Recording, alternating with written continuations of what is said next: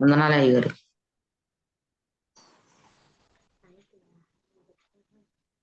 దేవుని ఘనమైన నామమునకు మహిమ ఘనత ప్రభావములు మరి తండ్రి కుమార పరిశుద్ధాత్మ త్రియేక దేవుని నామమునకు కలుగునుగాక.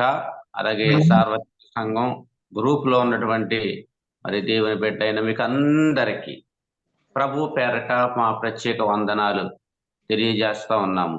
దేవునికి మహిమ కలుగునుగాక. హల్లెలూయా. హల్లెలూయా. అందరికి వందనమ్మ. ఎలా ఉన్నారు? బాగున్నారమ్మా? ఉన్నామండి.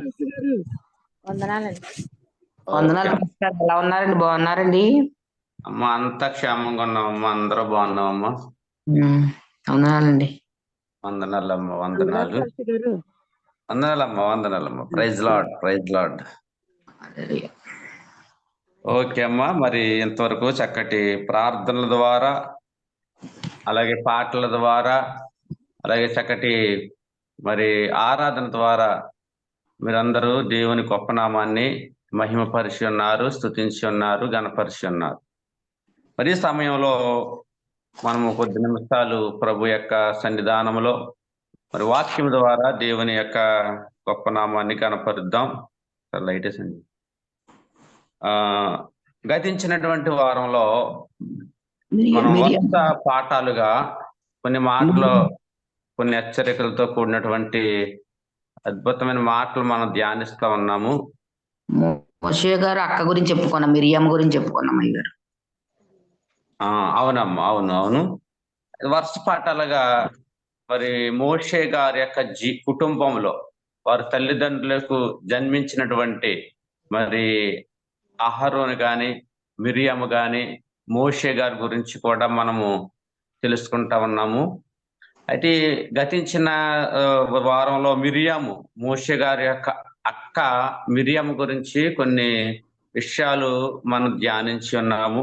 మరి మిరియాము యొక్క జీవితంలో మిరియాము మోషే గారి సహోదరి అని, మిరియాము మోషే అలాగే ఇశ్రాయేలులకు ప్రవక్తి అని, మోషే మీద తిరుగుబాటు మరి ఆమె చేసిందని, దాని ద్వారా తాను ఇచ్చించుకుందే, గర్వపు మాటలు పలికిందని, శాపం పొందుకుందని, ఉమ్మివేయబడే స్థితిలో 7 దినాలు పాలెం వెలుపల ఉన్నదని, అలాగే మిరియాముకి మరణం వచ్చిందని, దీని ద్వారా హెచ్చరిక క్రైస్తవులుగా చాలా జాగ్రత్తగా సేవకుల మీద కానీ, దేవుని నమ్ముకున్న బిడ్డల మీద కానీ, ప్రార్థన పరుల మీద కానీ ఎటువంటి మరి అపనిందలు మనం వేయకూడదని, చాలా జాగ్రత్తగా క్రైస్తవ జీవితం జీవించాలని ఈమె జీవితం ద్వారా మనం కొన్ని విషయాలు తెలుసుకోగలిగాం.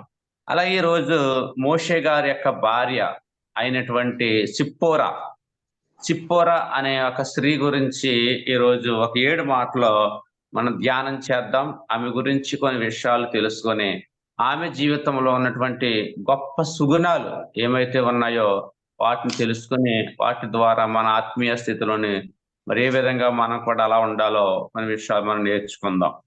వాక్యం చదవండి అమ్మా. నిర్గమకాండము 2వ అధ్యాయము 16, 17 వచనాలు చదవండి అమ్మా.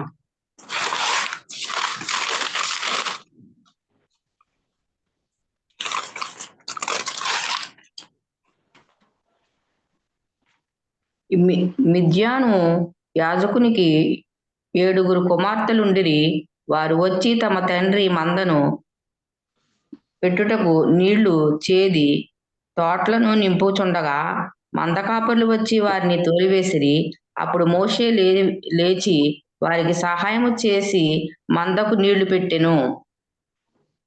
చాలమ్మా. ఇక్కడ మోషే గారి యొక్క మరి భార్య అయినటువంటి సిప్పోరా ఆమె జీవితంలో మరి దేవుడు ఎన్నో అద్భుత కార్యాలు చేశాడు. అయితే వాటికంటే ముందుగా మనము తెలుసుకోవాల్సినటువంటి విషయం ఏమిటంటే, మోషేకు మరి భార్య అయినటువంటి సిప్పోరా ఏ విధంగా సంబంధం సెట్ అయింది, ఏ విధంగా వారికి దేవుడు మరి వివాహం చేశాడు అనే విషయాలను మనం తెలుసుకుంటే ఈ యొక్క చరిత్ర, మనం చదవబడినటువంటి చరిత్ర ఏంటో మనకు అర్థమవుతుంది అన్నమాట. చూడండి, మోషే గారు పుట్టిందేమో బానిసత్వంలో పుట్టాడు, పెరిగిందేమో రాజగృహంలో పెరిగాడు. మనకి చరిత్ర మరి మోషే గారి చరిత్ర చెప్పేటప్పుడు నేను చెప్పాలి చరిత్ర అంతా కూడా. ఏంటంటే మోషే జీవితంలో కొన్ని వైరుధ్యాలు కలుగుతాయి అన్నమాట. ఏమిటా వైరుధ్యాలు అంటే, మోషే బానిస బిడ్డ అయినా రాజకుమారుడిగా పిలువబడ్డాడు. గుడిసెలో పుట్టాడు, అయినా కానీ రాజభవనంలో పెరిగాడు. మోషే ఆస్తి కఠిన దరిద్రం, అయినా గొప్ప సంపద అనుభవించాడు. మోషే రాజు ఆస్థానంలో విద్యను అభ్యసించాడు, అయినా తన జీవితకాలం అంతా కూడా ఎడారిలో ప్రయాణం చేశాడు. ఎడారిలోనే జీవించినట్లుగా మనకు చూస్తూ ఉంటాం. మహాయోధుడు, అయినా మనుషులందరిలో కూడా సాధువుగా జీవించాడు. మోషే లోక జ్ఞానం అపారం, అయినా అతడు విశ్వాసి. మోషే అంతిమ యాత్రకు ఒకడు కూడా వెంట రాలేదంట, అయితేనే సృష్టికర్త అయిన దేవుడు అతని కూడా వచ్చాడు. అంటే మోషే గారి యొక్క జీవితంలో కొన్ని వైరుధ్యాలు కలవమాట. ఇందులో ప్రధానంగా బానిస బిడ్డ ఆయన రాజకుమారుడిగా అతడు జీవించినట్లుగా మనకు కనబడతా ఉంది. గుడిసెలో పుట్టాడంట, ఆయన రాజభవన్లో పెరిగాడు. అటువంటి రాజభవనంలో పెరిగినటువంటి మోషే గారిని ఒకానొక రోజున 34 సంవత్సరాలు తల్లి పెంచిందంటమ్మ ఇంట్లో, ఆ రాజభవనంలో. పెంచిన తర్వాత అతడు రోజు బయటకు వస్తాడు. తర్వాత యూదుడు అలాగే ఐగుప్తీయుడు ఇద్దరు కొట్టుకుంటారు. అప్పుడు వారిద్దరి మధ్యలోకి వెళ్ళి ఆ గొడవ చూసి మరి ఐగుప్తీయుణ్ణి అక్కడికక్కడే కొట్టేసి చంపేసి ఇసుకలో కప్పెడేసే సందర్భాలు మనం చూస్తూ ఉంటాం. కొన్ని రోజులు పోయిన తర్వాత మరలా ఇంకో ఇద్దరు కొట్టుకుంటూ ఉంటారు. వారిని కూడా మరి కొట్టడానికి ప్రయత్నం చేసే సందర్భంలో అవతల వ్యక్తి అంటాడు, మొన్న నువ్వు మా సహోదరుని కొట్టిన సందర్భం మేము చూడలేదనుకుంటున్నావా అని చెప్పేటప్పుడు వెంటనే మోషే గారికి అయ్యో నేను చంపిన విషయం ప్రజలందరికీ తెలిసిపోయినట్టుంది, రాజుగారికి తెలిసిపోయినట్టుంది. అయితే రాజుగారు నన్ను చంపేస్తారు, నేను ఇప్పుడు నాకు వీలు లేదు అని చెప్పి ఆ ఎక్కడి నుంచి ఐగుప్తు దేశం నుండి మిద్యానుకు అనే ఒక అరణ్యంలోనికి ఏం చేస్తాడంటమ్మా, పారిపోతాడన్నమ్మా. పారిపోతుంటే ఒక చోటకి ఒక అరణ్యంలో పారిపోతాడండి. అరణ్యంలో పారిపోయిన తర్వాత అక్కడ జరిగే సిచ్యువేషన్ ఏంటంటే అతడు అలసిపోతాడండి. అలసిపోయి అరణ్యంలో నీరు ఉండదు, ఏముండదు కదండి. అక్కడికి వెళ్ళిన తర్వాత ఒక చోట కూర్చుంటా ఉంటాడు. దాహం అని ఆలోచన కలుగుతుంది అన్నమాట అతనికి. అప్పుడు ఈ ఇత్రో అనే ఒక యాజకుడు ఉంటాడండి. ఆ మిద్యాను దేశంలో యాజకుడు ఇత్రో అనే అతను ఉంటాడండి. అతనికి 7 కుమార్తెలు ఉంటారండి. 7 కదమ్మా? 7 7 కుమార్తెలు ఆ ఇత్రో యాజకుడికి ఉంటారనమాట. వాళ్ళ పని ఏంటంటే అరణ్యంలోకి వెళ్ళి మరి తమ పశువులను మేపుకుంటూ ఉంటారు. పశువులు అంటే ఏంటంటే మరి ఆ యొక్క గొర్రెలు కానీ మేకలు కానీ అవి అలాగా మేపుతూ ఉంటారనమాట. ఆ పనిలో ఉంటారు వీళ్ళందరూ కూడా.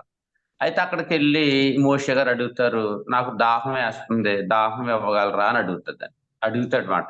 అప్పుడు వెంటనే సిప్పోరా ఏం చేస్తుందంటే గబగబా మరి తెచ్చుకున్నటువంటి తన బాటిల్లో నుండి లేదా బావి దగ్గర నుండి మరి మంచినీళ్ళు తీసుకొచ్చి ఇవ్వడం జరుగుతుందండి. అప్పుడు అక్కడకు కొంతమంది మరి అల్లరి చేసే బ్యాచ్ కొంతమంది ఉంటారండి. అప్పుడు ఈ సిప్పోరా వారి యొక్క సిస్టర్ గారులు అందరినీ కూడా ఏం చేస్తారంటే వాళ్ళు అల్లరి చేస్తా ఉంటారు. వాళ్ళ యొక్క మందను కొంచెం గలిబిలి చేస్తా ఉంటారు. ఆ సమయంలో మరి మోషే గారు ఏం చేస్తారంటే వెళ్ళి, నువ్వు అలా చేయడం మంచిది కాదు, ఆ ఆడపిల్లల్ని ఏడిపించడం అది కరెక్ట్ కాదు అని వారితో చెప్తారు.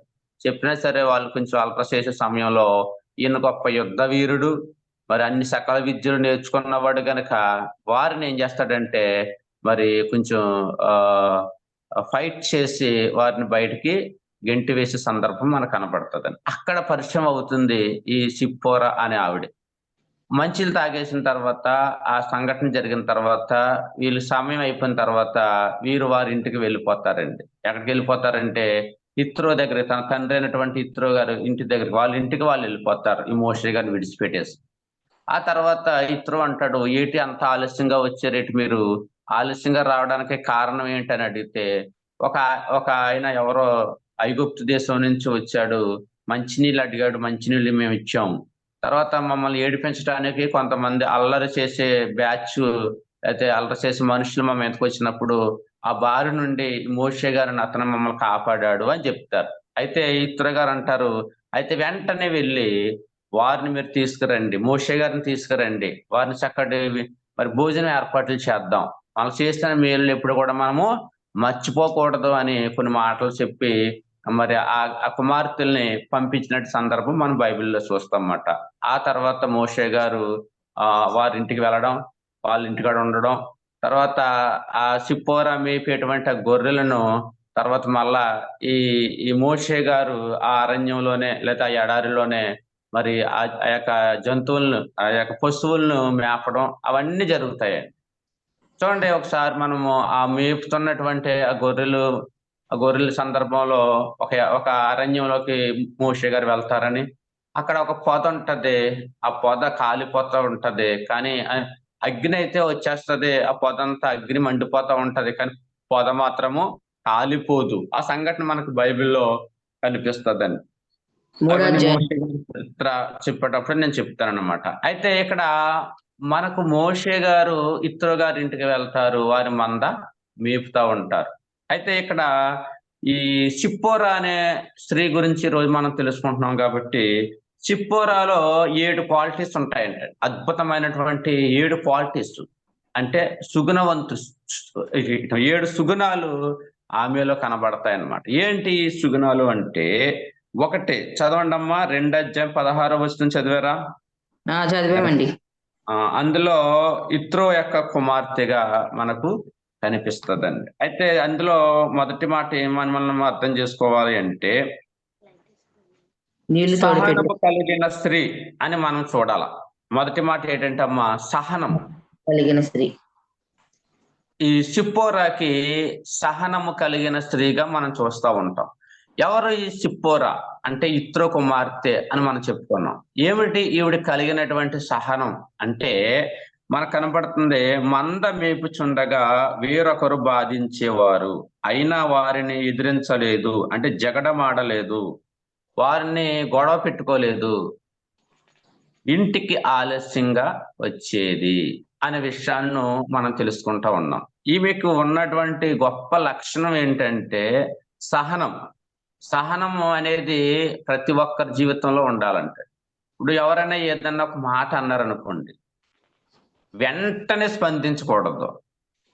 క్రైస్తవ జీవితంలో కొద్దిగా సహనం అనేది మనకు చాలా అవసరం అన్నమాట. ఈ స్త్రీ ద్వారా మనం తెలుసుకోగలుగుతాం. ఈ స్త్రీని చాలా మంది ఏడిపించేవారు, చాలా మంది బాధించేవారు, చాలా చాలా చాలా మరి అవమానపరిచినప్పుడు కూడా దేవుడి మీద విశ్వాసం ఉంచుకున్న బిడ్డ కనుక కొద్ది సహనం కలిగి ఉంది. ఉమ్మడి మాట వదిలేదు. నన్ను అంటావా నువ్వు అనే విషయాల్లో ఎక్కడ కూడా జమ దాటలేదంటండి. ఆలోచన చేస్తా ఉంది. నన్ను విమర్శ చేస్తా ఉన్నారు, మళ్ళీ ప్రభువు చూసుకుంటాడులే అన్న ఆలోచనలోకి వెళ్ళిందండి. అంటే అన్ని సందర్భాలను కాదు, కానీ కొన్ని సందర్భాల్లో కొద్ది సహనం అనేది చాలా చాలా అవసరం అండి మనిషికి.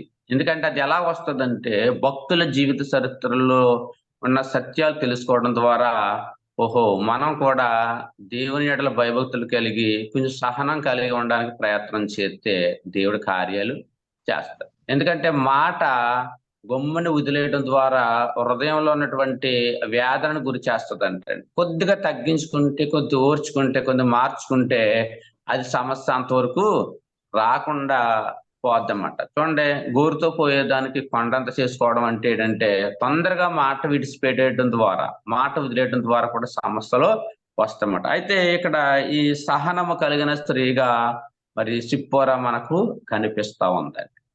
రెండవ మాట చూద్దాం. 2 అధ్యాయం 16 నుండి 21 వరకు చదవండమ్మా.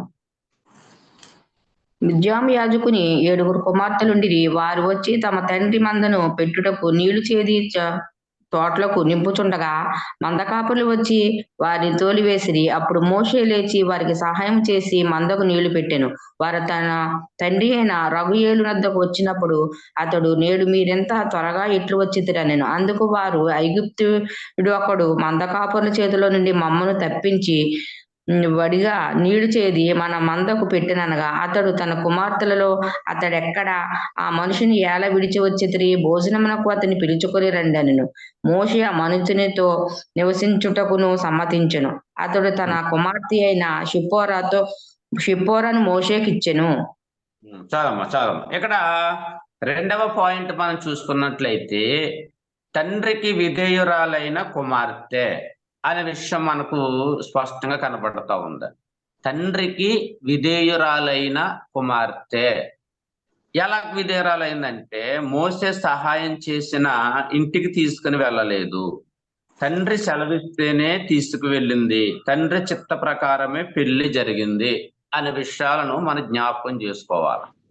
చూడండి, మోషే గారు మరి ఎన్నో మరి అక్కడ ఉన్నటువంటి సమస్య నుండి మరి సహాయం చేశాడు. అయినా కానీ నువ్వు మా ఇంటికి వచ్చి మాకు సహాయం చేసావు కదా అనే మాట ఈ స్త్రీ అనలేదంటండి. అక్కడ విడిచిపెట్టేసి మోషేను ఈమె ఇంటికి వెళ్ళిపోయింది. ఎందుకు వెళ్ళిపోయిందంటే, తండ్రి ఆజ్ఞాపిస్తేనే వేరే ఒక వ్యక్తిని గృహానికి ఆహ్వానించాలి.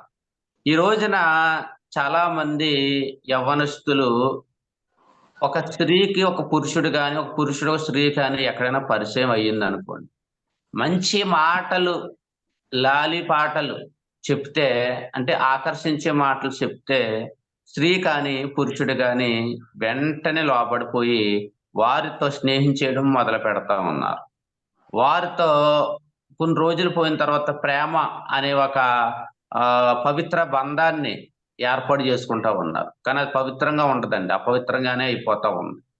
తర్వాత కొన్ని రోజులు పోయిన తర్వాత వారి తల్లిదండ్రులను ఎదిరించడము, ఇష్టానుసారంగా వారు ప్రవర్తించడము, వారు పెళ్లి చేసుకోవడం జరుగుతూ ఉంది.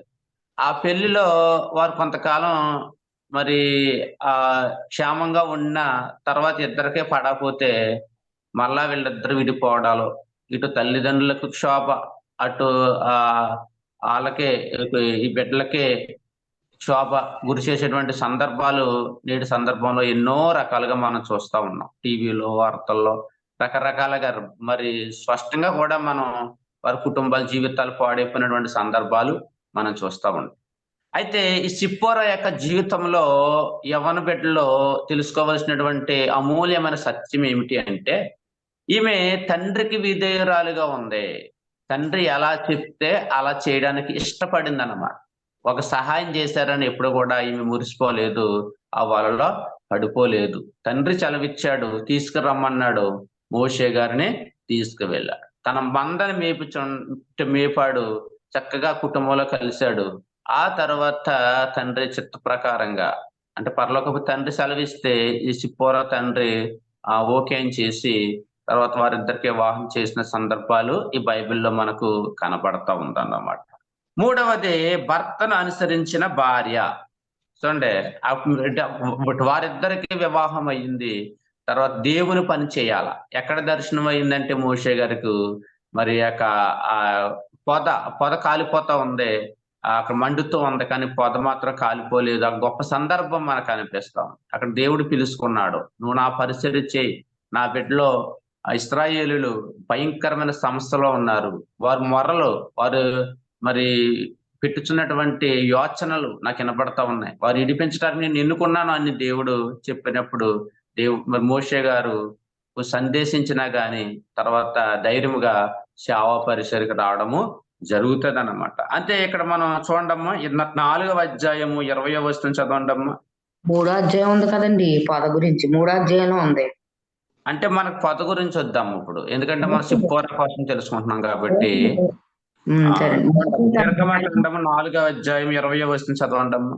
అయితే తన భార్యను తన కుమారులను తీసుకుని గాడిద మీద ఎక్కించుకొని ఐగుప్తుకు తిరిగి వెళ్ళెను. మోషే దేవుని కర్రను తన చేత పట్టుకుని పోయెను.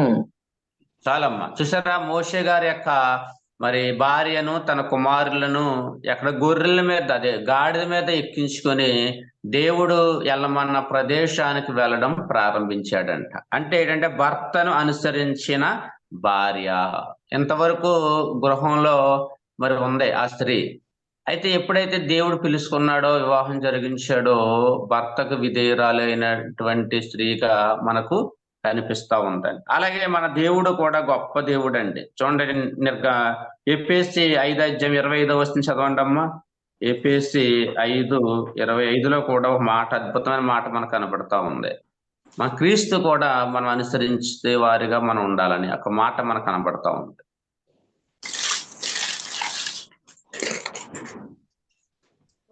ఎఫెసీ 5:25 అమ్మ.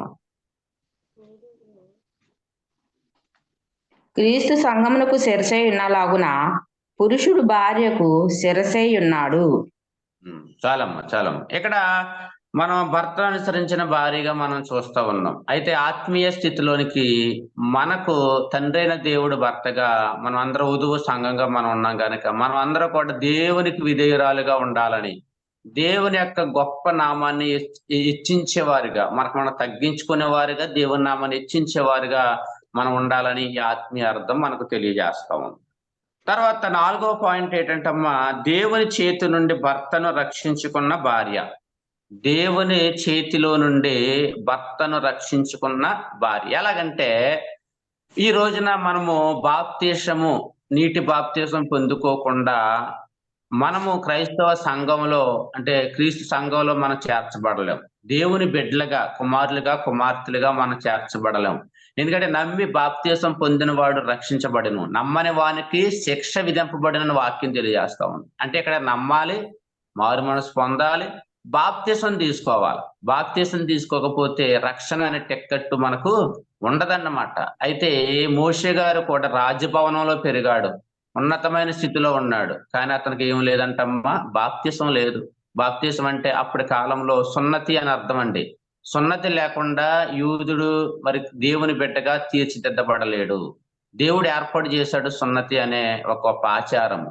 అయితే ఇతను రాజభవనంలో ఉన్నాడు కనుక యూదుడిగా మరి ఆ ఆచారం అప్పుడు ఉంది, కానీ మరి సున్నతి చేసేవారు లేకపోవచ్చు, లేదంటే ఆచారంలో వీళ్ళు వెళ్ళలేకపోవచ్చు. కానీ దేవుడు పెట్టినటువంటి ఆజ్ఞ సున్నతి. ఆ సున్నతి అనేది ప్రతి ఒక్కరు పొందుకోవాలి. అయితే ఇతడు సేవలోకి వచ్చిన తర్వాత, దేవుడు ఏర్పాటు చేసుకున్న తర్వాత, ఇతడు అరణ్య గుండా ప్రయాణం చేస్తున్న సమయంలో దేవునికి ఏమొచ్చిందంటే ఇతడు బాప్తీసం పొందలేదు, అంటే సున్నతి తీసుకోలేదు. కనుక ఇతడు మరి బ్రతకడానికి వీలు లేదు అనుకున్నారు దేవుడు. అంతనే చంపడానికి ప్రయత్నం చేశాడంట. దానికి ఒక చరిత్ర ఉంది. దాన్ని ఎందుకు చంపాలనుకున్నాడో దేవుడు అనేది ప్రభు చిత్తం అయితే నేను మోషే గారి జీవిత చరిత్ర చెప్పినప్పుడు నేను చెప్తాను.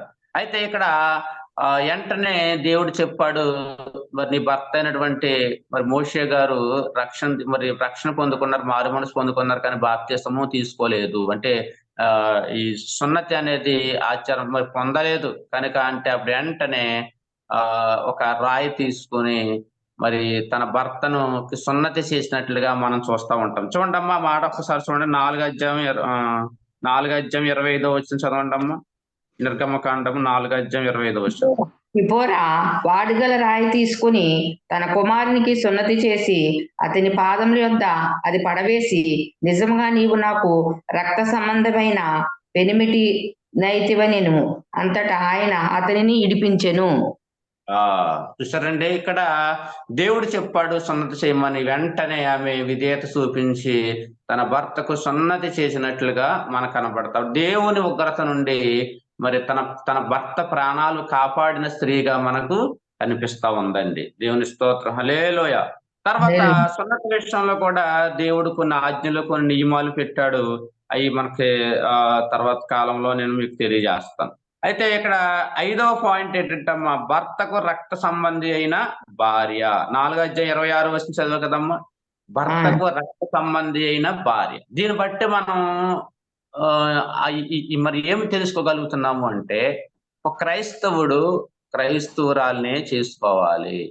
క్రైస్తవుడు అన్యులను చేసుకోకూడదు. అన్యులు చేసుకుంటాం వలన వచ్చే మన నష్టం ఏంటంటే, వారి విధానాలు వేరేగా ఉంటాయి, వీరి విధానాలు వేరేగా ఉంటాయి. వారి విశ్వాసాలు వేరేగా ఉంటాయి, వీళ్ళ విశ్వాసాలు వేరేగా ఉంటాయి. ఇరువురు కలిసి ఒకే దేవుని ఆరాధించే వారు చేసుకోవడం ద్వారా గొప్ప కార్యాలు చూస్తామట. అయితే ఇక్కడ మోషే గారు కూడా ఐగుప్తు దేశంలో మంచి భక్తి శ్రద్ధలతో పెరిగిన వాడే. మరి మోషే తల్లి యోకేబేదు చాలా భక్తి శ్రద్ధలతో పెంచింది ఆమెను. కానీ దేవుని యొక్క దర్శనము ఈ మోషే గారు చూడలేదు. దేవుని యొక్క మరి స్వారూప్యంలోనికి మోషే గారు వెళ్ళలేదు. ఎప్పుడు వెళ్ళాడు అంటే, ఆ పొదలో కాలిపోతున్న పొద చూసిన తర్వాత, దర్శనం చూసిన తర్వాత ఇతనికి దేవుని మీద ఆ యొక్క అపారమైనటువంటి ప్రేమ, అభిమానం పెరిగినట్లుగా మనం చూస్తూ ఉంటాం. తర్వాత ఇత్రో గారు కుమార్తెను చేసుకున్న తర్వాత ఇంకా ఇంకా ఇంకా దేవునిలో బలపడటం మనం చూస్తూ ఉంటాం. అయితే మరి ఈ సున్నతి లేనందువల్ల దారి మార్గంలోనే దేవుడు బయలుపాటు చేయడం ద్వారా సిప్పోరాకు అద్భుతమైన రీతిలో అక్కడ తన భర్త ప్రాణాలను కాపాడినటువంటి స్థితిలో మనము చూస్తూ ఉంటాం. అంత మాత్రమే కాదు, నీవు నాకు రక్త సంబంధివైతివి అనే మాట కూడా అక్కడ మనము చూస్తూ ఉంటాం అన్నమాట. అంటే ప్రతి విషయంలో కూడా భర్త భార్య మరి సహకారంగా దేవుని పనిలో ముందుకు సాగిపోయినట్లుగా కూడా మనము చూస్తూ ఉంటాము. తర్వాత 18 అధ్యాయం 1వ వచనంలో భర్త పరిచర్యలో పనిలో సహకరించిన స్త్రీగా మనకు కనబడుతుందండి. నిర్గమకాండము 18 అధ్యాయం 1వ వచనం చదవండమ్మా. దేవుడు మోషేకును తన ప్రజలైన ఇశ్రాయేలులాకును చేసినదంతయు యెహోవా ఇశ్రాయేలుకు ఐగుప్తు నుండి వెలుపలికి రప్పించిన సంగతియు మిద్యాను యాజకుడైన మోషే మామయ్య అయిన ఇత్రో వినినప్పుడు చదవండమ్మా. మోషే మామయ్య అయిన ఆ ఇత్రో మన యొద్దకు పంపబడిన మోషే భార్య అయిన సిప్పోరాను ఆమె కుమారులను తీసుకొని వచ్చును. అతడు అన్య దేశంలో నేను పరదేశిననుకొని వారిలో ఒకనికి హెరోషుము అని పేరు పెట్టెను. నా తండ్రి దేవుడు నాకు సహాయమై ఫరో కత్తివాత నుండి నన్ను తప్పించుననుకొని రెండో వానికి ఎలియాజర్ అని పేరు పెట్టెను. చాలమ్మా. ఇక్కడ భర్త పరిచర్యలో పనిలో సహకరించిన స్త్రీగా మనకు ఈ సిప్పోరా కనిపిస్తా ఉందండి. ఏమిటి భర్త పరిచర్యలో మరి పనిలో సహకారం అంటే, మోషే గారికి దేవుడు చెప్పిన మాట ఏంటంటే, ఇశ్రాయేలు జనాంగం ఇంచుమించుగా 6 లక్షల జనాభా పైబడి, ఒక దైవజనుడు అన్నాడు 32,000 మంది ఉంటారు, 1,32,000 మంది పైనే మరి 32,000 మంది మరి ఎక్కువగా ఉన్న జనాంగానికి ప్రతిరోజు కూడా మోషే గారు ఏం చేస్తుండేవారంటే తీర్పు తీరుతూ ఉండేవాడండి. తీర్పు తీర్చడం అంటే ఏంటంటే, ఎవరికి ఏ సమస్య వచ్చినా మోషే గారి దగ్గరకు రావడం, మోషే గారిని బతిమాలుకుంటాం, అయ్యా మాకు ఈ సమస్య వచ్చింది, మమ్మల్ని ఎలా అంటున్నారు, మాకు ఈ సమస్య వచ్చిందని చెప్పతే మోషే గారు ఆ యొక్క సింహాసనం మీద కూర్చుని చక్కగా తీర్పు తీరుస్తున్న సందర్భాలు మనకు కనిపిస్తూ ఉంటాయి అన్నమాట. అయితే మోషే మామైనటువంటి ఇత్రో తన మనవల్లో అందరం తీసుకొని వచ్చేటప్పుడు మోషే గారితో చెప్పిన మాట ఏంటంటే, నీవు సరిగ్గా విధంగా న్యాయం చేయట్లేదు, అది దేవునికి ఇష్టమైన న్యాయం కాదు. నువ్వేం చేస్తావంటే 100 మందికి ఒక నాయకుని పెట్టు, అలాగే 50 మందికి ఒక నాయకుని పెట్టు, అలాగే 10 మందికి ఒక నాయకుని పెట్టు, ఇలా వాలంటీర్ వ్యవస్థను నియమించమని చెప్పి ఎన్నో సలహాలు ఇచ్చి ఇత్రో మరి వెళ్ళిపోయిన సందర్భాలు మనకు కనిపిస్తూ ఉంటాయి. ఆ సందర్భంలో మరి పరిస్థితుల్లో భర్తకు ఎంతగానో సహకారిగా ఉంటూ మరి చేదోడు వాదోడుగా ఉండేటువంటి సందర్భం మనకు కనిపిస్తా ఉందండి. తర్వాత 7వ మాట చూద్దాం. 12 అధ్యాయం 1వ వచనంలో ఇతరుల చేత తృణీకరించబడినప్పటికీ కూడా మరి ఎంతో విధేయురాలైనటువంటి స్త్రీగా మనకు కనపడుతుందండి. 12 అధ్యాయం 1వ వచనం అండి. మోషే అహరోనులు ఐగుప్తు దేశంలో ఉండగా యెహోవా వారికి ఇలాగూ సెలవిచ్చెను, నెలలో ఈ నెల నీకు మొదటిది, ఇది మీ సంవత్సరమునకు మొదటి నెల. చాలమ్మా. ఇంకా చాలా విషయం అక్కడ రాయబడి ఉంటది. అయితే ఇతరుల చేత తృణీకరించబడింది అంటే, మిరియాము అహరోను మరి మోషే గారి మీద తిరుగుబాటు చేసిన సందర్భాలు మనం చూస్తూ ఉంటాం. వారికి ఏమొచ్చింది అంటే, మరి కుష్ఠు రోగం వచ్చినట్లుగా గతించిన వారిలో మనం చదువుకున్నాం. ఎందుకంటే దేవుడిని కూషు దేశపు స్త్రీని సారీ అయితే ఇక్కడ చాలా విషయాల్లో మిరియాము మరి మోషే మీద తిరుగుబాటు చేసిన సందర్భాలు మనకు కనపడతా ఉంటాయి. ఆ సమయంలో మరి భర్త అయినటువంటి ఈ సిప్పోరా భర్త అయినటువంటి మోషే గారి మీద తిరుగుబాటు చేసినప్పుడు ఈవిడ కూడా ఏం రావాలా, పాపం వస్తుంది. కానీ ఈమె చాలా విధేయురాలుగా, చాలా సాధువుగా జీవించి వారికి సమాధానం ఇచ్చిన సందర్భాలు కూడా మనకు అనిపిస్తా ఉంటాయండి. దేవుని స్తోత్రం, హల్లెలూయా. కాబట్టి ఈ 7 పాయింట్లను బట్టి మనము తెలుసుకోవలసినటువంటి అద్భుతమైన గొప్ప విషయాలు ఏమిటంటే, సిప్పోరా సహనము కలిగిన స్త్రీగా మనకు కనిపిస్తా ఉంది. ఒకసారి అందరూ కూడా మీ మ్యూట్లు ఓపెన్ చేసి మోషే గారి యొక్క భార్య అయినటువంటి సిప్పోరా 7 లక్షణాలు నేను చెప్తాను, నాతో పాటు మీరు అందరూ ఈ మాటలు చెప్పాలా, మీ హృదయంలోకి ఈ మాటలు వెళ్ళాలా. సారు చెప్పండమ్మా. సహనము కలిగిన స్త్రీగా కనిపిస్తా ఉంది. సహనము కలిగిన సహనం స్త్రీ. కలిగిన స్త్రీగా కనిపిస్తుంది. అది రెండవది తండ్రికి విధేయురాలైన స్త్రీగా కనిపిస్తా ఉంది. తండ్రికి తండ్రికి విధేయురాలైన విధేయురాలైన కుమార్తెగా, తర్వాత భర్తను అనుసరించే భార్యగా కనిపిస్తా ఉంది. భర్తను అనుసరించే భర్తను భార్యగా, అనుసరించిన భార్యగా, తర్వాత దేవుని చేతి నుండి భర్తను రక్షించుకున్న స్త్రీగా కనిపిస్తా ఉంది. దేవుని చేతి నుండి భర్తను రక్షించిన భార్యగా ఉంది. తర్వాత భర్తకు రక్త సంబంధి అయిన భార్యగా కనిపిస్తా ఉంది. రక్త భర్తకు రక్త సంబంధమైన భార్యగా కనిపిస్తుంది. భర్త పరిచర్యలో సహకరించిన స్త్రీగా కనిపిస్తా ఉంది. భర్త పరిచర్యలో సహకరించిన భార్యగా, ఇతరుల చేత తృణీకరించబడిన దేవుని ఎడల, భర్త ఎడల భయం భక్తి కలిగి జీవించింది. ఇతరుల చేత తృణీకరింపబడి దేవుని ఎడల భయభక్తులు కలిగి, దేవుని ఎలా భయభక్తులు కలిగి జీవించింది. దేవుని స్తోత్రం, హల్లెలూయా. కాబట్టి ఈ స్త్రీలో ఉన్నటువంటి గొప్ప లక్షణాలు యేసుక్రీస్తు ప్రభువారు మనకు దయచేయాలని, మనము కూడా మరి దేవుని ఎడల భయము భక్తి కలిగి విశ్వాస జీవితంలో వృద్ధి పొందుతూ అనేకులను ఇతరులు క్రీస్తుల మార్గంలోనికి నడిపించినట్లుగా పరిశుద్ధాత్మ దేవుడు మనకు దయచేయునుగాక. ఆమేన్. సహనము నుండి సుగంధ అలంకరించబడిన ప్రతి ఒక్కరూ విశ్వాసములో బలమైన పునాది వేసుకునేలాగా మనం ప్రార్థన చేద్దాం. దేవుడి మాటలను దీవించి ఆస్వాదించిన గాక. ఆమేన్. ఆమేన్. ప్రభు చిత్తమైతే వచ్చే వారము మోషే గారి యొక్క ఇద్దరు కుమారుల కోసం, ఇద్దరు కుమారులు ఉన్నారు మోషేకు, వారిద్దరు కుమారుల కోసం, వారి జీవితాల కోసం 7 పాయింట్లుగా నేను డివైడ్ చేసి మెసేజ్ రాస్తాను. అవి మనం నేర్చుకుందాం. అలాగనే ఇత్రో, మోషే మామైనటువంటి ఇత్రో గురించి ఒక 7 మాటలు మనం తెలుసుకుందాం. వర్ష పాఠాలుగా మనం తెలుసుకుందాం. మీరు అందరూ ప్రార్థన చేయండి. నేను ఇంకా మంచి మెసేజ్లు రాయాలని, మీకు అందరికీ మంచి ఆహారం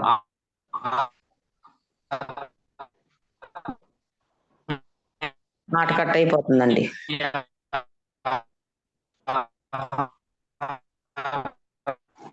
ఈ ఉదయకాల సమయంలో మా తండ్రి, మీ శ్రేష్టమైన మాటలు మా ప్రభావ విన్నాం తండ్రి. మా తండ్రి, గత కొంతకాలం నుంచి ధ్యానిస్తున్నటువంటి మోషే జీవితాన్ని మా ప్రభా మేము ధ్యానించినప్పుడు, ఈ రోజున మోషే భార్య సిప్పోరా గురించి మా ప్రభా అనేకమైనటువంటి సంగతులు మా ప్రభా మధ్య అనుగ్రహించినటువంటి మిమ్మల్ని బట్టి వందనాలైనా, స్తుతి స్తోత్రాలు తండ్రి. మా తండ్రి, సిప్పోరా సహనం కలిగినటువంటి స్త్రీ అని మా ప్రభా తెలుసుకుంటున్నాం నాయన. నడిపించాలని ప్రార్థన చేయండి. దేవుడి మాటలు దీవించిన కాక. ప్రార్థన చేసుకుందామండి. మా తండ్రి, మా ప్రభా, మీ కృపను బట్టి, ప్రేమను బట్టి వందనాలు నాయన. మీ గత కాలం నుంచి మా ప్రభా మోషే యొక్క జీవితాన్ని మేము ధ్యానిస్తున్నప్పుడు, ఈ రోజున సిప్పోరా జీవితాన్ని మా ప్రభా మేము తెలుసుకుంటున్నాం నాయన. మా తండ్రి, అనేక పరిస్థితుల్లో మా ప్రభా సిప్పోరా సహనం కలిగినటువంటి స్త్రీగా, అలాగే మా తండ్రి తండ్రికి విధేయురాలైనటువంటి కుమార్తెగా, మా తండ్రి భర్తను అనుసరించినటువంటి భార్యగా, మా తండ్రి దేవుని చేతిలో నుండి భర్తను రక్షించినటువంటి భార్యగా, మా ప్రభా సున్నతి చేయటం ద్వారా రక్త సంబంధి అయినటువంటి భార్యగా, అలాగే మా ప్రభా యూదులను నడిపించటంలో మా తండ్రి భర్తకు సహాయం చేసినటువంటి స్త్రీగా మా ప్రభా తెలుసుకుంటున్నాం. అలాగే ఇతరుల చేత తృణీకరింపబడినప్పటికీ మా తండ్రి దేవుని ఎడల భయభక్తులు కలిగి జీవించినటువంటి సిప్పోరాను మా ప్రభా ఈ ఉదయకాల సమయంలో మా ప్రభా ఆమె జీవితాన్ని గురించి మా తండ్రి తెలుసుకుంటున్నాం తండ్రి. మా ప్రభా మోషే జీవితంలో మా ప్రభా మీరు అద్భుత రీతిగా మా తండ్రి ఆమెను అనుగ్రహించి, ఆమె ద్వారా మోషే జీవితంలో మా ప్రభా అనేక కార్యాలు సహకారాన్ని మా ప్రభా సహకారం కలిగినటువంటి భార్యగా మా ప్రభా అనుగ్రహించినందుకు వందనాలు తండ్రి. మా తండ్రి మోషే యూదులను నడిపించేటువంటి సందర్భాల్లో మా ప్రభా సిప్పోరా ద్వారా అనేకమైనటువంటి మా తండ్రి అనేకమైనటువంటి సూచనలు గైకొని మా ప్రభా దేవుని యందు భయభక్తులు కలిగి వారు యూదులను నడిపించినటువంటి విధానాన్ని మా ప్రభా మేము తెలుసుకుంటున్నాం నాయన. అందుని బట్టి వందనాలైనా.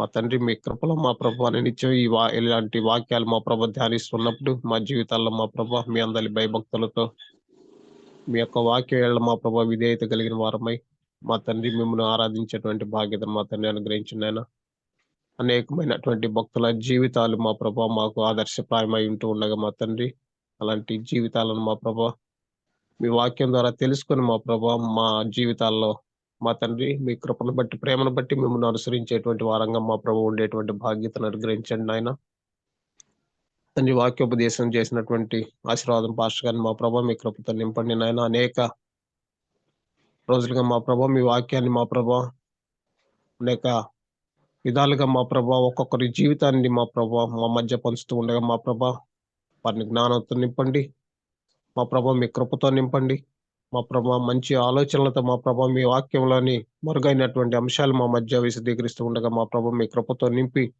అనేక మంది అనేక జీవితాలు బైబిల్లో ఉన్నటువంటి ప్రతి ఒక్కరి జీవితాన్ని గురించినటువంటి ధ్యానం మా ప్రభా మాకు అనుగ్రహించమని తండ్రి మా ప్రభా మీకు మనం చేస్తున్నాం నాయన మా తండ్రి వారి ద్వారా అనేక పరిచర్యలు మా ప్రభా అనేక ప్రాంతాల్లో జరుగుతూ ఉండగా మా ప్రభా మీ కృపతో నింపి అనేక ఆత్మలు మీ సన్నిధిలోకి తోడుకొని రావడానికి సహాయం చేయండి నాయన వారిని వారి కుటుంబాన్ని మా ప్రభా ఆశీర్వదించండి దీవించండి నాయన ఇక్కడ చేరినటువంటి ప్రతి ఒక్క కుటుంబాన్ని ప్రతి ఒక్క వ్యక్తిని మా ప్రభా మీ కృపతో నింపండి నాయన మీరు ఉదయకాల సమయంలో విన్నటువంటి మీ వాక్యాన్ని మా ప్రభా మీ జీవము గల వాక్యాన్ని మా ప్రభా హృదయంలో ఉంచుకొని మా ప్రభా నిత్యం మేము ధ్యానిస్తూ తండ్రి మీ కృపలో వర్ధిల్లేటువంటి బాధ్యతను తండ్రి అనుగ్రహించండి నాయన మీరు తోడుగా ఉండి నడిపించండి అలాగే మిమ్మల్ని కలిగినటువంటి ప్రతి వ్యక్తిని ప్రతి సంఘాన్ని ప్రతి కుటుంబాన్ని మా ప్రభా మీ కృపతో నింపండి ఆశీర్వాదాలతో నింపండి తండ్రి మా ప్రభా మా ఇరుగు పొరుగు వారిని బంధువులను స్నేహితుల రక్త సంబంధికులను అందరినీ కాపాడి దీవించండి ఆయన రాష్ట్రాన్ని దేశాన్ని కాపాడండి మా తండ్రి దేశంలో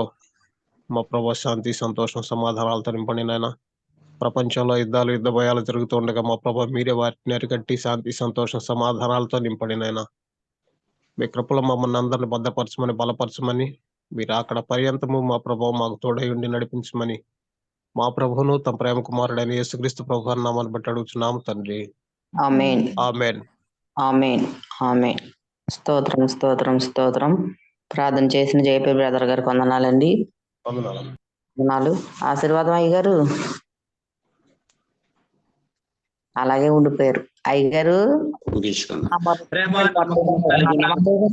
ఉండండి అయ్యగారు రమాదేవి గారు చెప్పమ్మా అదే అమ్మగారికి ఇంటికి నీరు వెళ్ళడం కోసం ప్రార్థన చేయమని మురళి గారికి నీరు వెళ్ళడం కోసం ప్రార్థన పెట్టండి అయ్యగారు ఓకే అమ్మా తప్పనిసరిగా స్తోత్రం స్తోత్రం స్తోత్రం స్తోత్రం స్తోత్రం స్తోత్రం ఎగ్జామ్స్ అండి 28వ తారీఖు తండ్రి నీ ఘనమైన నామమునకు స్తుతులు స్తోత్రాలు వందనాలు తెలియజేస్తా ఉన్నాం ప్రభువా ఈ ఉదయకాల సమయంలో ఈ సార్వత్రిక సంఘము గ్రూప్ నుండి నాయన ప్రతిరోజు క్రమం తప్పకుండా మానక విడువక ఈ సన్నిధిలో ప్రార్థనలు యోచనలు మీరు చేస్తూ ఆత్మీయ స్థితిలోనికి బలపడుతున్న నీ బిడ్డలందరిని బట్టి నీకు వందనాలు తెలియజేస్తా ఉన్నాం ఎందుకంటే ప్రభా సమయము చాలా సంకుచితమైనది దినములు చాలా తొందరగా అయిపోతూ ఉన్నాయి మన ఆత్మీయ స్థితి మెరుగుపరుచుకోకపోతే ఆ మహాదినం వచ్చేటప్పుడు ఆయన రాజ్యంలో వెళ్ళడం కష్టం అని వాక్యం తెలియజేస్తా ఉంది దానికై సిద్ధపాటు కలిగి ఉండమని వాక్యం తెలియజేస్తుంది వీటిని బట్టి నీ బిడ్డలో చక్కగా ప్రార్థన చేస్తూ ఉన్నారు ప్రతిరోజు కూడా ప్రార్థన చేస్తుంది అది చిత్తం ప్రభు అలాగనే వాక్యం ద్వారా కూడా నీ బిడ్డలతో మీరు మాట్లాడారు బలపరచబడ్డారు నీకు వందన అలాగనే ప్రార్థన రిక్వెస్ట్ల వారు తెలియజేస్తా ఉన్నారు మేమైతే నీ నామం పెరట నీ ఘనమైన నామం పెరట ప్రార్థన చేస్తూ ఉన్నాం వారి కోసం ఇదిగో సంజయమ్మ గారి కోసం ప్రార్థన చేస్తూ ఉన్నాం ప్రభా వారి అత్తయ్య గారికి కలిగినటువంటి ఆ యొక్క సమస్యను బట్టి ప్రార్థన చేస్తూ ఉన్నాం ఈరోజు వారి తోడుకోడలుగా వారందరూ కలిసి హాస్పిటల్ తీసుకువెళ్ళాలని ఒక ఆలోచన కలిగి ప్రభా వారు తీసుకువెళ్ళడానికి ఇష్టపడతా ఉన్నారు అంటే నాయన వారికి తోడుగా ఉండండి హాస్పిటల్ తీసుకువెళ్ళిన తర్వాత డాక్టర్ గారు చూడగానే మంచి వైద్యము నాణ్యమైన వైద్యము చేయడానికి కృప చూపించండి నీ చిత్తం అయితే ప్రభుత్వం కల్పించినటువంటి ఆరోగ్యశ్రీ కార్డు ద్వారా ప్రభా అది ఆపరేషన్ జరగడానికి సహాయం దయచేయమని ప్రార్థన చేస్తూ ఉన్నాం ఎందుకంటే ప్రభు నాయన గవర్నమెంట్ అనేక రకాలుగా ప్రభు నాయన ఎన్నో సంక్షేమ పథకాలు పెట్టింది కనుక ఆ పథకాల్లో ఈ యొక్క ఆపరేషన్ సంబంధించింది కూడా ఉండాలని కోరుకుంటా ఉన్నాం. వాటి కూడా ప్రభు చక్కగా చూడటానికి తొందరగా స్వస్థత కలిగి మళ్ళా ఇంటికి రావడానికి సహాయం దయచేయమని కూడా ప్రార్థన చేశాడు.